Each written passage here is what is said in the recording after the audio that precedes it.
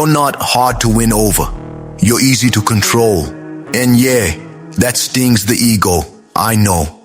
But it's the truth you dodge every time you unlock your phone, waiting for a reply that never comes. You think you're living some deep connection, some story, some possibility, when in reality, you're just reacting to stimuli. A little attention, and you light up. A little silence, and you fall apart. That's not interest, that's conditioning, like a dog waiting for a treat. Harsh? Yes. But look at it calmly. Every little shift in her behavior changes your emotional state, and whoever controls your state controls you. Simple as that. Now picture the scene, because you've lived it before. Screen lit up, chat open. You rereading the last message like it's some encrypted military code. Did I say something wrong? Did she lose interest? Should I text again? Meanwhile, on the other side, nothing. Silence, hours, sometimes days. And when she comes back, you reply fast, polite, available, present, like nothing happened, like that gap didn't completely mess with your head. And that's where the game ends before it even starts, because whoever sets the rhythm has already placed you in the position of the one who waits. This video is not about seducing women. Forget that for a second. This is about taking back internal command, about no longer being led by anxiety, validation, and expectation. Cold seduction is not a pickup technique. It's a mental state. It's when you become emotionally unavailable to manipulation. Not because you turned into a robot with no feelings, but because you finally stopped reacting like someone who needs to be chosen in order to feel valuable. That is the forbidden guide, not because it's wrong, but because it requires discipline. And discipline, my friend, is exactly what's missing in men who live hostage to replies, attention, and approval. And it all starts with one point most men ignore. You are not in control. You are just reacting. You like to believe you're in control. Every man does. It gives you a pretty little feeling of power, choice, maturity. But then reality walks in without knocking and quietly destroys that fantasy, because control is not what you say, it's what you can hold under pressure. And this is where most men collapse without even noticing. She takes longer, you speed up. She goes cold, you heat up. She disappears, you think about her all day. What kind of control changes according to her behavior? That is not emotional leadership. That is a conditioned reflex. You don't decide how to act. You react to what you receive, and whoever reacts obeys. Simple as that. Now look at this calmly. It's not about the message. It's not about her. It's about you not being able to tolerate the empty space between one interaction and the next. It's about needing constant signals to feel safe. And when that signal fails, you enter correction mode. You ask more, explain more, try to adjust your tone, try to recover the vibe, try to fix it. Fix what exactly? An absence that was never explained. A silence that may not even be about you, but your mind cannot accept not knowing.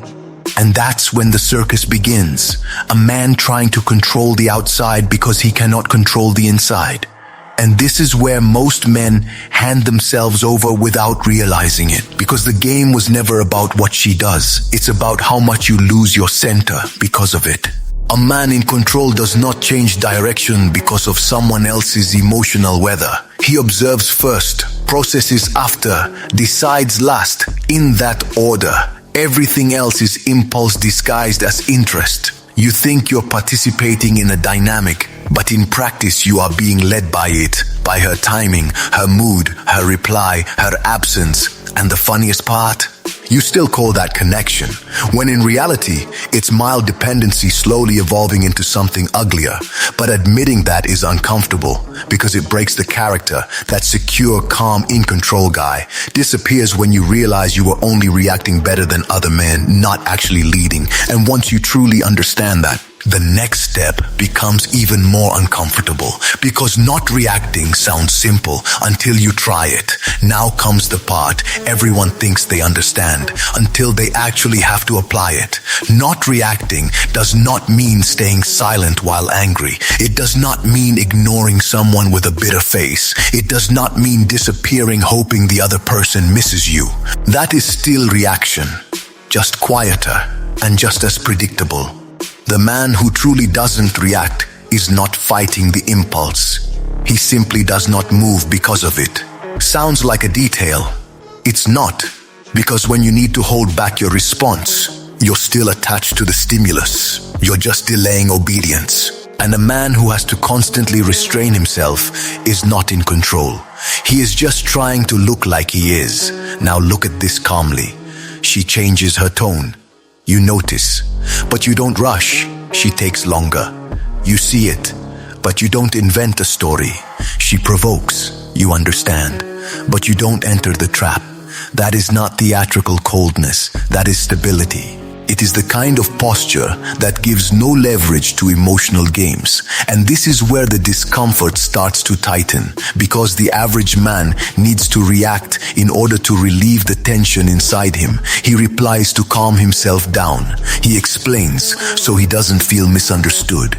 He asks questions to reduce his anxiety. In other words, he doesn't respond by choice. He responds by need. The dangerous man does the opposite.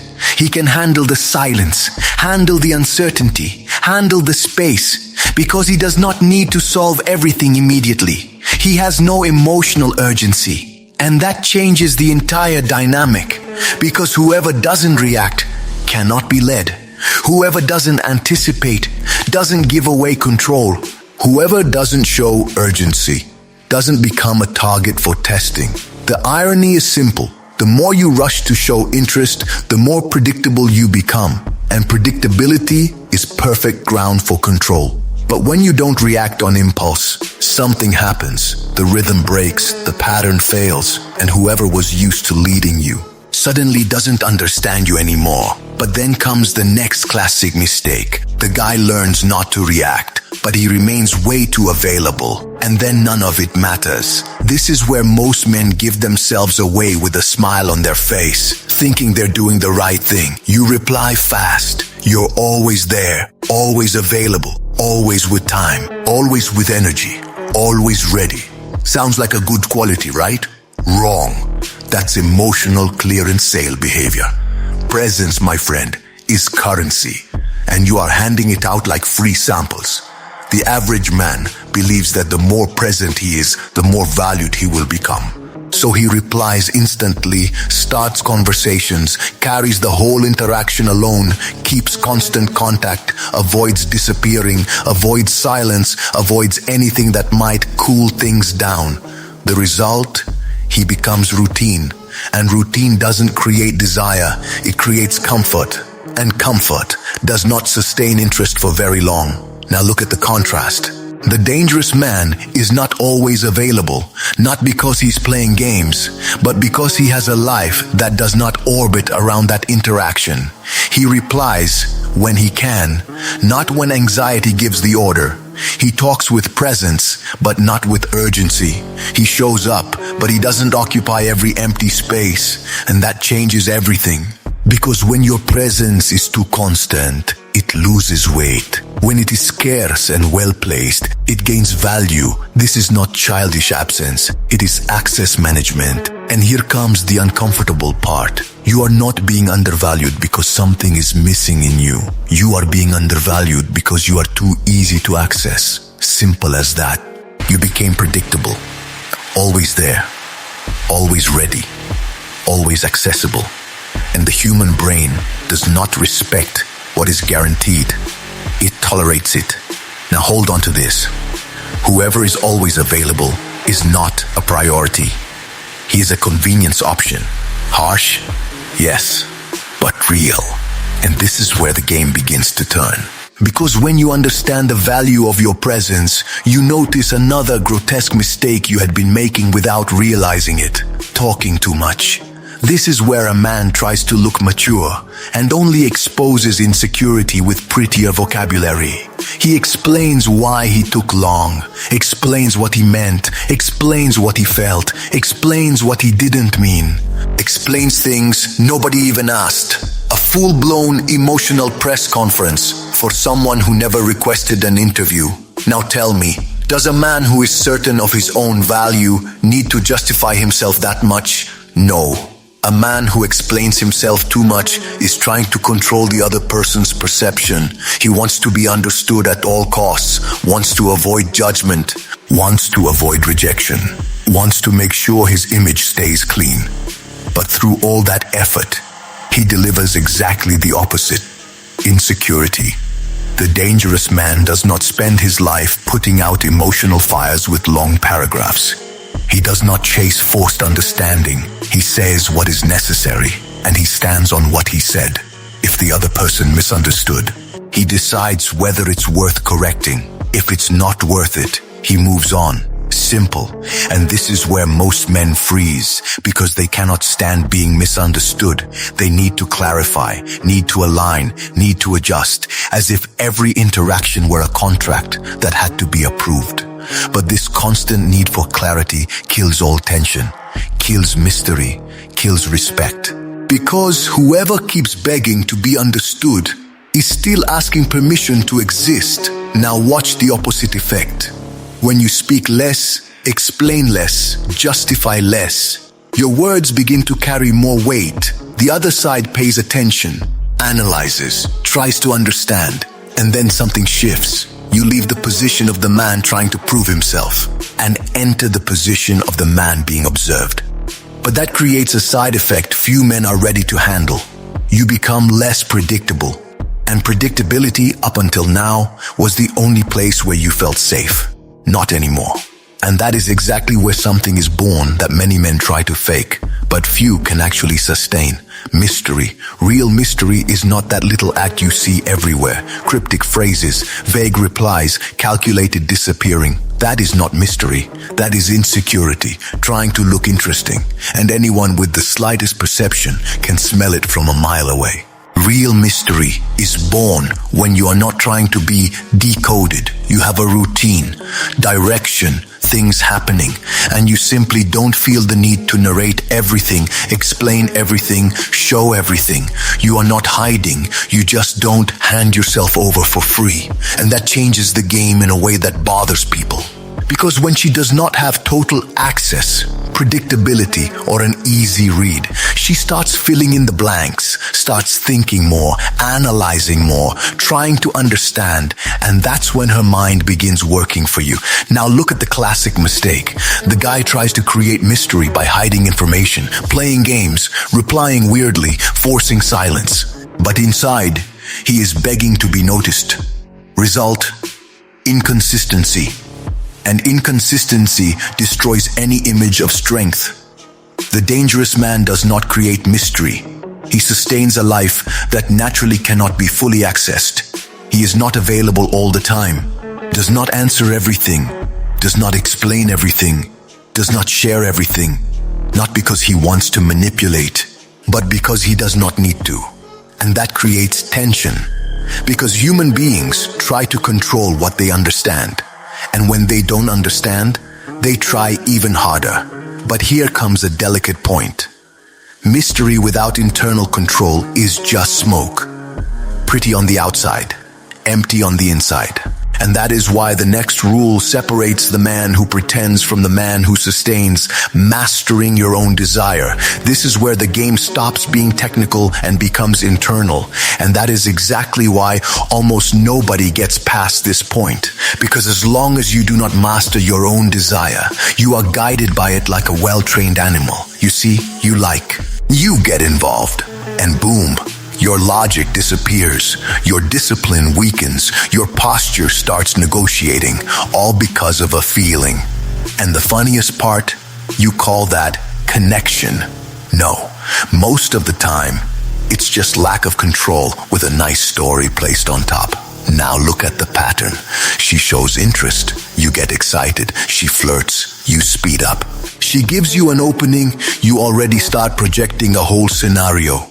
In a matter of minutes, you went from neutral to expectation. And expectation, my friend, is the beginning of dependency. The dangerous man feels all of that too. The difference is that he does not act on it immediately. He does not turn desire into priority. He He does not reorganize his life because he felt attraction. He observes his own impulse and holds it. And holding it here is not repression. It is choice. Because when you cannot hold it, you give yourself away. And when you give yourself away too early, you lose value. Simple. Now hold on to this. 2.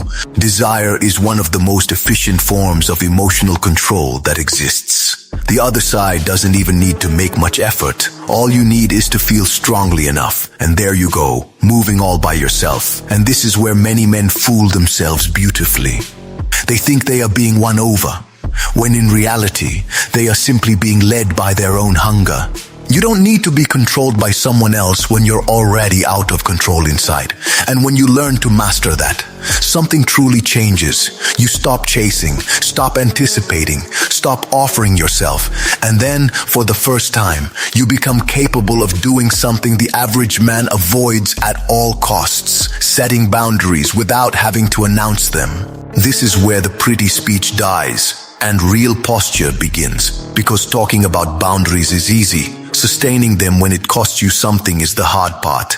The average man warns, explains, gives a second chance, third, fourth. He communicates his boundary like he is asking to be respected.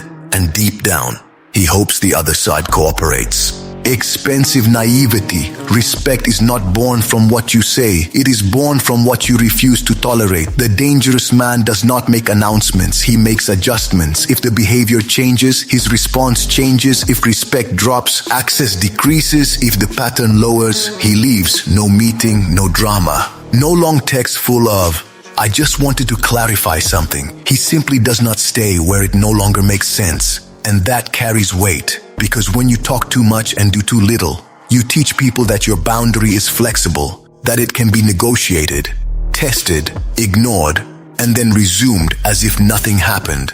Now look at the opposite. When you don't threaten, don't argue, don't insist, you simply change your behavior. The other side feels it because something was lost. Feels it because the pattern they had access to no longer exists. Feels it because there was no warning, and that breaks the control.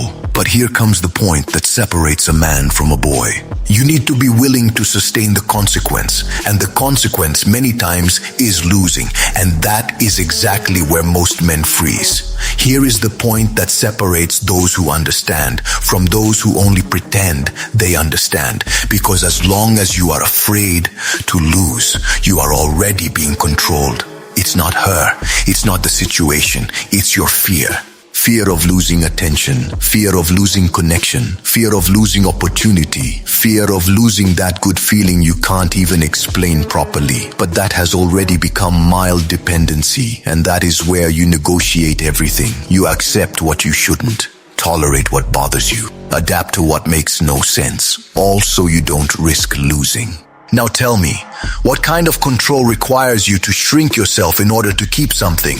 That is not control, that is submission in disguise. The dangerous man does not walk around wanting to lose. He's not cold because of trauma, nor indifferent because of pride. He simply does not negotiate his foundation. If it stays with respect. If there is no respect, he goes. Simple, no theater, and that changes everything. Because when you accept the possibility of losing, you stop acting out of fear, stop anticipating, stop pleasing, stop adjusting your behavior just to keep someone interested. You come back to your center, and when you come back to your center, external control loses power. Now hold on to this. Whoever is afraid of losing anything, accepts anything, and whoever accepts anything is never taken seriously. Harsh, yes, but this is where the game turns. Because the moment you understand that you can lose and still not abandon yourself, you become difficult to control.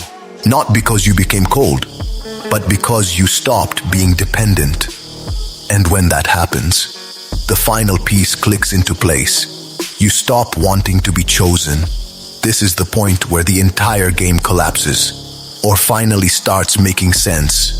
Because as long as you believe you need to be chosen, you automatically place yourself beneath. You enter trying to please, trying to prove, trying to fit in, trying to maintain. You become a candidate, and a candidate, my friend, does not set the rules. He accepts evaluation. The average man lives like this. He watches for signs, tries to interpret interest, adjusts his behavior, calibrates his replies, measures intensity.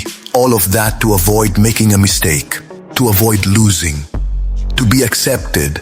And through all that effort, he loses himself, because nobody sustains respect for very long when they are trying too hard. Now look at the other side. The dangerous man does not enter to be chosen. He enters to see whether it is worth staying. He observes, analyzes, feels. But he does not give himself away before understanding the terrain. He does not place the other person as the prize. He treats her as a possibility. And that completely changes the dynamic, because when you do not need to be chosen, you don't rush, don't explain yourself, don't sell yourself, don't adapt just to fit. You simply are. And whoever doesn't fit gets left behind.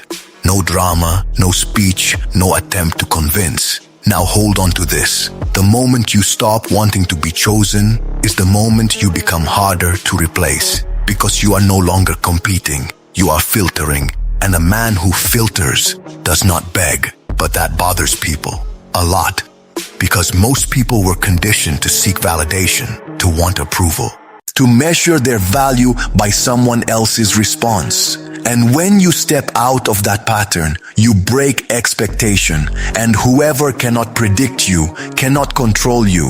In the end, it was never about winning someone over. It was about stopping yourself from abandoning who you are just so you wouldn't lose someone. In the end, all of this will bother you for one simple reason. You realize it was never about her. It was never about understanding women, decoding behavior, or learning some secret seduction technique. It was always about you not being able to control yourself and then trying to control what is outside of you.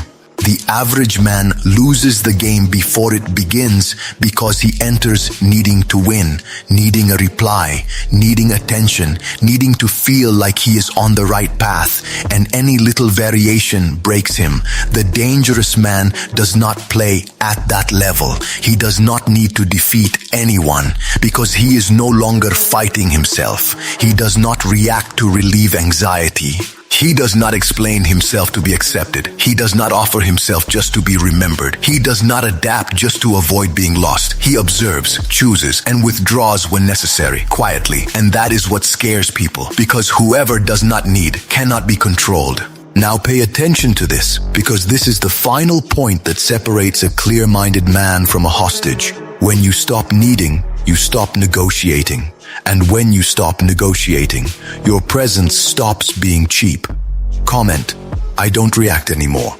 And remember this, whoever cannot handle your silence never deserved your attention.